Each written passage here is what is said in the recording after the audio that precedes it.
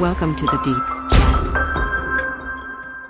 All right, Kyle, I have a question that's been bugging me, and I have some thoughts on it. The question is accuracy a large barrier towards wider ChatGPT adoption? For me, not at all. That is not the key barrier. It is for me, along with Okay. security. Well, good. So we can unpack both of those.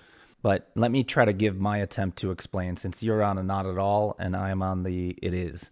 Right off the bat, it not knowing the date is an interesting thing, the date and time. And that's fine. I can live with that. I know not to go to it for that. And I mean, that's going to be fixed in the next iteration. That's a small thing, an expected thing. Another one would be, just as an example, there was this humorous back and forth between ChatGPT and someone asking it what the fastest marine mammal was. Right. It's comedic because he's really trying to get ChatGPT to realize that it made the mistake, because the first thing it says, fastest marine mammal is a peregrine falcon. And indeed, of course, it is not. And he tries to walk it down the path of the peregrine falcon, describing it, that it has feathers, etc., and then asking, does a mammal have feathers? And is anything that has feathers, does it live in the water? You know, things like that. And it goes back and forth. ChatGPT keeps saying it's wrong, or it's correct, that it is the fastest marine mammal. And finally, through this logic, he gets frustrated and he goes, and, you know, it's a big frustrating experience for him. Mm-hmm. So it's humorous, but it points out something interesting, that it doesn't have all its facts right. Now, I know that humans don't either, right? Which is kind of what this is a better proxy for. And it wasn't built as a fact system. You know, No. The Jeopardy bot was. Large language models are not. It's not built as a fact system, which I understand. However, coming at it from a business perspective, I want something that I can rely on being accurate and not making mistakes on factual information. Say I'm going to, I want it to explain to me how the Java JRE works. I don't want missing facts. I don't want things that are spoken with such confidence, which is what humans do. I get it, but yet be wrong. That's where it becomes confusing to me, is how would I trust it as a business owner to make sure that I'm not being fed a line of garbage? And I'm out there talking about the fastest marine mammal being a peregrine falcon, looking like an idiot. And that's where my concern comes in. Well, all right, let's unpack your specific example. So I can say, for the listener's benefit, neither you or I would ever ask ChatGPT, what is the JRE, the Java Runtime Environment? Because both of us have worked on it for decades. The type of person that asks that question is looking for, like, the answer that is the equivalent of the first sentence in Wikipedia. And if it says something slightly off, that's not a problem for that, 30,000-foot executive that doesn't know anything. They're just looking for some high-level bullets. All right, well, I'll give you a somewhat different example. I'm always looking up things with my kids. They always want to know silly facts about a lot of different things.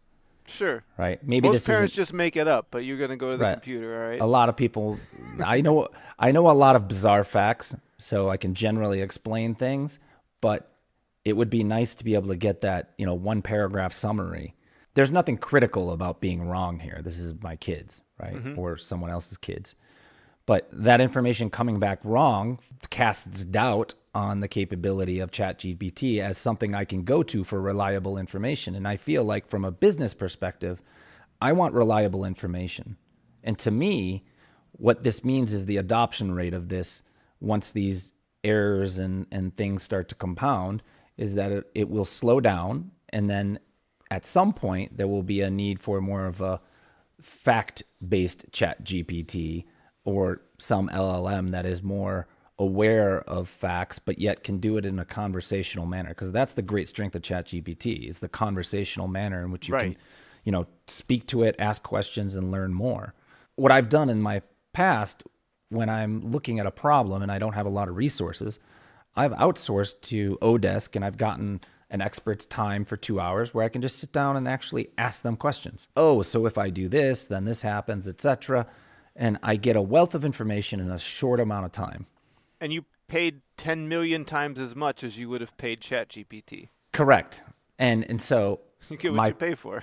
Well, you do get what you pay for, but at the same time, the market, I believe, will drive us towards something like that, where the more accurate model will be used for certain purposes, and then the more, I don't know, human-like model might be used for other purposes, like companionship, discussion. Some people might not mind getting incorrect information back, and whereas others, like the engineers, might choose the more accurate model that can represent information when you ask for it that is 100% accurate in, some form of ontological or database way. Well, if we're talking about adoption, I think we have to bifurcate the problem around this factual, not factual stuff. So like for a business use case, imagine if you had your whole sales team or anybody who does outbound communication with customers, that before they could send an email, there was a one-pass filter that asked GPT, could you please rewrite this email in a more professional tone? And that person got to accept or reject the changes. If that was doing a good job in helping your team, you'd probably adopt that immediately because there's no facts involved. It's just a language thing that, quite frankly, your team is going to use as a crutch. They're going to just type in garbage and get it cleaned up so they can move faster. Turn these 10 bullet points into an explanatory paragraph, right? Yeah. Now, to be on the recipient end of that, we might be annoyed to just get these generic things. That's going to be a whole other cultural shift. But that's a perfect use case that doesn't involve facts.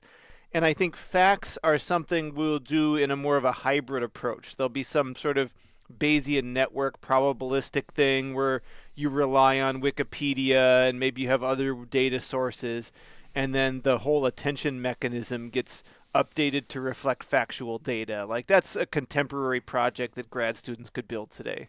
Oh, I hear you. I mean, that's some other good examples of use cases where it's just reformatting as opposed to providing additional information that needs to be fact-checked. Yeah. In the case of someone who might be using it for generating a template for legal contracts, which I've heard of people doing. Sure, yeah. Right? Lease agreements, things like that. All it takes is one person to get really bit hard on that for the doubt to be cast, right? And that's going to happen. I mean, we know it will at some point. Someone's going to sue OpenAI because they lost something because OpenAI, wrote the contract out, right? I don't know about that one, but something along those lines. Yeah, maybe not that one, but something along those lines. There will be lawsuits over, I took ChatGPT's advice and this is what happened. And I drank bleach, like something frivolous will come first. It may very well be frivolous, but what that's going to do is cast some doubt as to whether or not you can fully trust ChatGPT. Well, do you trust a random guy on the bus? I mean, what's the standard here? It's a fair question. No, you don't trust the random guy on the bus. That's the part that we're going to have to struggle with. And because and I know how the LLM is trained. You know better than me, but I know roughly how it's done. And it's very similar to how a human thinks in that respect. It's just predicting the next word. I mean, at least I think that's how humans think. Who really knows? It's producing this information, and we're going to have to come to grips with the idea that we're not as novel as we think we are. Do I need a human for this job, or can I use ChatGPT? Right. And I think that struggle, when presented with these errors or presented with these issues that we're addressing right now, I think people are going to become more hesitant over time. And then some of those issues will be addressed, and we'll start to get yet wider adoption. There will certainly be, use cases like you just described, and I think we'll find more and more of those. But I also think that, personally, I think that the killer application is something that has more factual information that can act as something of a teacher where you can go back and forth with it and learn from it and trust that the information you're getting is accurate. All right, well, I had suggested that maybe there'd be a hybrid system that would account for that, but that might not be entirely necessary. Maybe you're just bad at prompt engineering. Maybe you have to say, give me this in the style of a Wikipedia page and also provide citations for it. Yeah, it just very, very well might be, but let's see what those citations look like. Sure. Could be mimicking what a citation looks like, not actually giving you a citation, right? Could be, yeah. But these are tangible things that are within sight. These aren't science fiction ideas.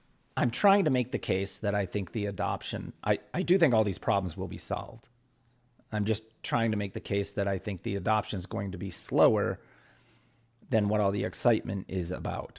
Well, I think it's just going to be chaotic because everyone's going to try and make a buck. For sure. And right now, what I'm seeing is everyone rushing to, even DuckDuckGo is supposedly looking into LLMs or some form of AI assisted search.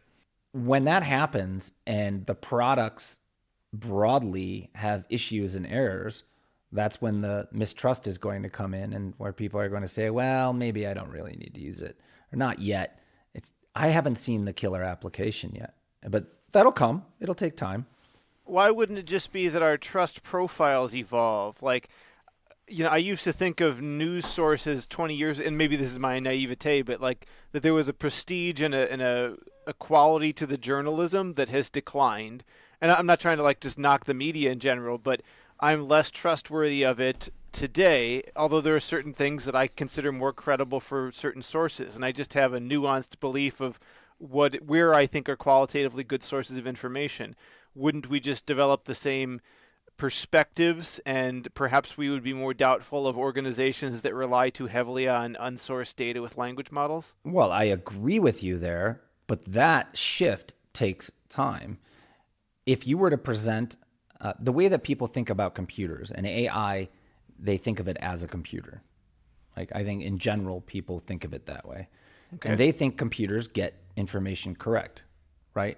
1 + 1 is Really? 2. Like it knows math, It's at least, maybe my perception of it is off, but I think people, that's what they want from their AI. They're not looking for companionship. They're not looking for someone else to get it wrong, because we got plenty of that, right?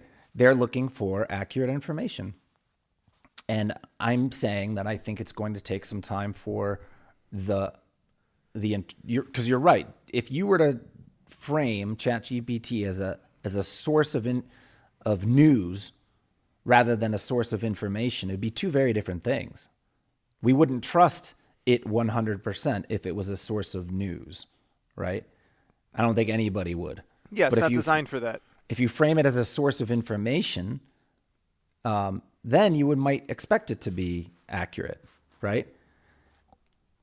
And I don't know where that framing stands. Maybe you should do a survey, Kyle. Yeah, we could. What's the question? Write it up here, and we'll do it. Right. Exactly. Is ChatGPT an information system, or does it supply accurate information? I don't know. We'll think about it. Yeah. But it's this sort of mix of how we view AI and the use of it that I think is going to take some time to shake out, along with the evolution of it as a product, because I do think there will be multiple models and multiple products, because one will not answer all the questions, or not questions, but all the needs of the future use of ChatGPT. True. I think it's just going to be a new fundamental technology, the way the internet essentially was. There was a time when we'd say, does your business or organization have a website? And you weren't sure. Today, I wouldn't deal with a business or organization that doesn't have a website. Yeah. And let me give you an example of where I think you could go with this that would be fantastic. And it'd be fact-based.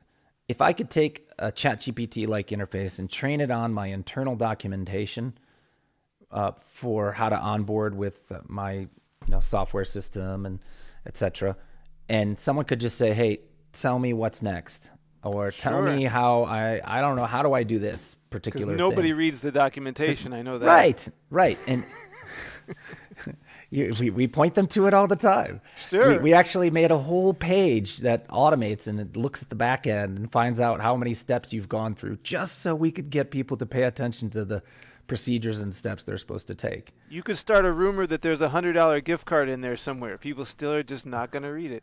That's a good idea. We'll give you 1,000 free satellite passes if you complete this. We've talked about that, like having a reward at the end of going through all the checklists that we have for our onboarding process.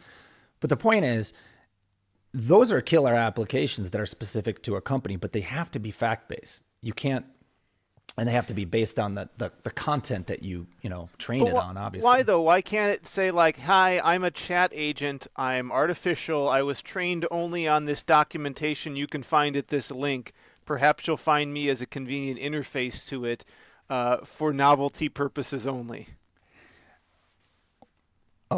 Well, for novelty purposes, then why the fuck am I doing just it? put that tagline and everything, right? Yeah, but it's like putting in our documentation that it's for novelty only. No, not really. No. The documentation's official, but if they want the shortcut, you're offering this chatbot, but it's like, hey, take it or leave it. This is what we got for you. Yeah, and what I'm saying is solve that damn problem. Don't make me have to put novelty for novelty purposes, right? Like it should be able to explain it and link you to the documentation. It should be able to do that by and large. Might it also say something offensive if you really, really prompt it to do so? But a lot of that is getting to the point where it's sort of disingenuously reported. Right. Talk about your competitors, or talk about Atlas's space operations competitors, right? And it spews out something that we don't want it to spit out. That's a little different than fact based and getting the facts correct. Yeah. I don't know that a company is going to be willing to take the risk of it saying something that it shouldn't when it's not human. I mean, humans do it all the time. Then you got to put a human layer in front of it. Why isn't there a person just watching the conversations and they have to double click before the robotic response well, what's goes the out? point of that, right? Now you're just costing yourself twice as much. But you got a throat to choke. Right. But, well, I think let's flip that the other way. I think people will forgive the human more than they'll forgive the machine, right? No way. We know these machines aren't, there's no intention to them. When they make a mistake, we know they're just naive and simplistic. If a person tells me the wrong thing, I'm not paying the bill. I'm being like, hey, man, train your team better. Okay. I get it. All right. That's a fair point. Well, I guess only time will tell on this topic. And that was my first reason for the adoption being slower. And I do think accuracy has something to do with it. I did mention that security has something to do with it too. Yeah, I wanted to unpack that. Well, so let's take coding, for example. Copilot has been around for some time. That's the GitLab Copilot, which will do code auto-completion given a descriptive text. Have you used it? Minimally so, and we could go into why not. It's impressive, but it's something that I would have benefited from 20 years ago. Right. You've got too much experience, or? And more just the nature of the problems I work on. Like what it's really good for is like, let's say you and I decide to build a new website for restaurant ordering. Like, I don't know what the product's going to be, but I kind of do, and it's sort of paint by numbers because the modern frameworks like React, it's very sort of obvious how to build something like that. Contrast that with like I'm developing a new algorithm to solve a problem that's not perfectly defined and I'm looking at the data. Like I'm struggling with it in my brain. It's not just like putting IKEA furniture together. So even though I haven't given the model a fair chance at helping me, I don't think it's going to help me beyond syntax and some other things which I don't need. Right. So, well, let me tell you why from a security perspective it's Yeah. just not allowed. We can't use it at our company. So at my company, we are NIST 180.171, which is really the DoD security framework. And there's a whole long list of security controls that go along with that. And those security controls have to be justified how you, adhere to them, right? And then if you're doing it right, you will go to a third-party auditor. And that third-party auditor will actually do penetration testing, will come in, look at your architecture, examine your entire system, and tell you where your holes are. And you will have to work to address those holes with them. It's actually great to go through with it if you can afford it. I'll bet. Just because you find things. I mean, we didn't find much because I got a great team, but you will start to think about things differently. The point here is that in some of those security controls, the idea that the source code is proprietary and not something that can be shared outside of the company is very important.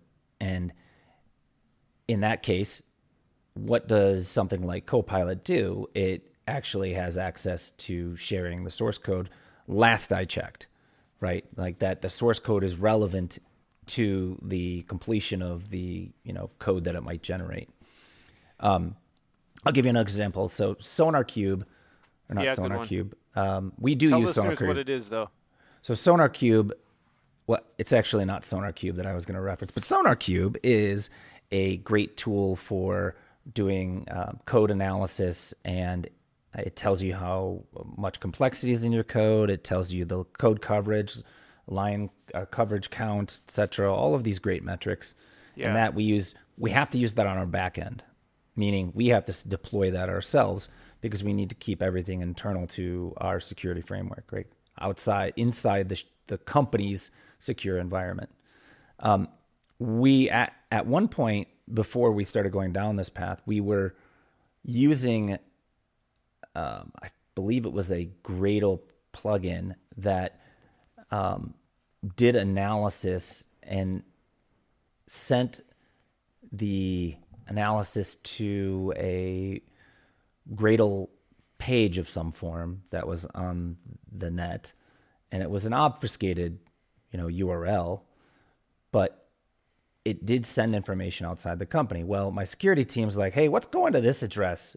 Because we see this regularly. Mm-hmm. And so we found out that we were using this plugin that sent data externally, and we can't do that. So programs like this will not take off if it has to send any kind of detailed information to OpenAI or whatnot, and then get information back. If there's only one way where we get information from them, but we're not sending them anything, which doesn't sound really possible, right? You've got to send it something, then it might be possible. Now, one of my friends uses it, he's at a satellite company, is he has basically his air gap system where he's not connected to the internet. That's where he does the bulk of his coding. It's secure. And he might go into the other machine and type something into ChatGPT and get the actual code that it produces and paste it into the other one. Sure, right? yeah. You could so do he has like that. He does do that, and it is possible, but that is the type of restriction that these security controls have to consider. So you might be willing to use it, but you might not be able to if you're really, really looking at security. And I can tell you that the federal government and anybody who's doing business, even at the most basic level, forget about secret or top secret, they are not going to be able to do this. They are likely not going to be able to adopt it unless the model is deployed in a manner that is meets those security requirements. Yeah. And is likely owned by the company. So what I mean by owned is, can I stand up my own model internally that we use? Yeah. And well, I mean, and this is not so much a limit as it is an opportunity for some new company to arise. And I don't want to do this, but here's the idea. You just know how to check all those boxes, deploy to GovCloud and all this, and you package the technology up in a security conscious way. And then someone will sell that to you for a cost plus. That's right, and that will happen. It's just it's going to slow down the adoption, in the broader sense, because I think there's a lot of companies out there that are just not talking about the fact that they can't use it. I don't see people chatting about it, but I posted something on Twitter, and so many people responded saying, "Oh yeah, this is actually exactly right. I'd love to use it, but can't." But nobody really talks about those security implications. Yeah, I mean, they're there, but in that regard, they're not per se new. Like the same thing with the plugin you'd mentioned. You weren't the first company to identify that and make a switch, I'm sure. It would be nice if they had posted about it and you could have got the news in advance. But independently, I'm sure multiple technical teams made that discovery. And it's the same basic idea, and we know the solution. You build a air gap version of it. Well, and it's just a question whether or not that business model will close. So, for example, Atlassian, up until a year and a half ago, would allow you to deploy your own server in your own, VPC, your own closed environment in the cloud. For Jira? You could purchase it. Yeah, you could purchase it and put it into your cloud. Well, they stopped that. Now you have to use theirs. And we called them. We were like, guys, we can't use yours because that would violate all sorts of security related stuff. And you're not FedRAMP compliant. You once you get there, then yes, we can use your servers as soon as you get to that compliance level. And they said, okay, well, you can keep using it. Right? You're a special exception. Yeah, so I'm sure they've made special exceptions as they work on it. And it's going to take time. Yeah. Because they need, it's no joke. Like getting, NIST or FedRAMP compliance it takes time, it takes money, and that business model has to close. So we may not see that for quite some time.